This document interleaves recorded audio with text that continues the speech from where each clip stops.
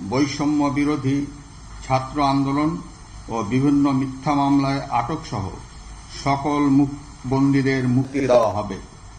বৈষম্য বিরোধী ছাত্র আন্দোলনের নিহতদের পরিবারদের ক্ষতিপূরণ প্রদান ও আহতদের সুচিকিৎসার প্রয়োজনীয় সকল সহায়তা দেওয়া হবে। সর্বসম্মতিক্রমে বিএনপির চেয়ারপারসন বেগম খালেদা জিয়াকে মুক্তি দেওয়ার সিদ্ধান্ত নেওয়া হয়।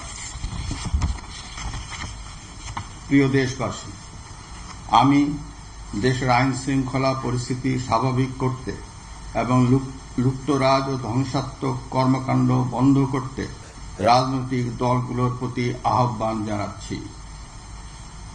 জনগণের জানমাল ও রাষ্ট্রীয় সম্পদ রক্ষায় সশস্ত্র বাহিনীকে কঠোর পদক্ষেপ নেওয়ার নির্দেশ প্রদান করছি। সাম্প্রদায়িক সম্প্রীতি ও সংখ্যালঘুদের নিরাপত্তা নিশ্চিত করতে এবং সরকারি সম্পত্তি রক্ষায় সকলকে এগিয়ে আসার আহ্বান জানাচ্ছি। দেশের অর্থনীতি, প্রশাসন ও শিল্প কল কারখানা চালু রাখার লক্ষ্যে সকলকে কার্যকর ভূমিকা রাখার আহ্বান জানাই।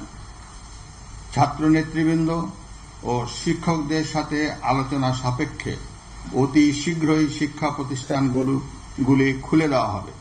এছাড়া যারা হত্যা ও সহিংসতার সাথে জড়িত নিরপেক্ষ তদন্তের মাধ্যমে তাদেরকে আইনের আওতায় আনা হবে।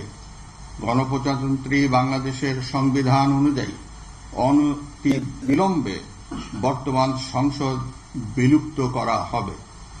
দেশের সকল অফিস আদালত আগামীকাল থেকেই স্বাভাবিকভাবেই চলবে।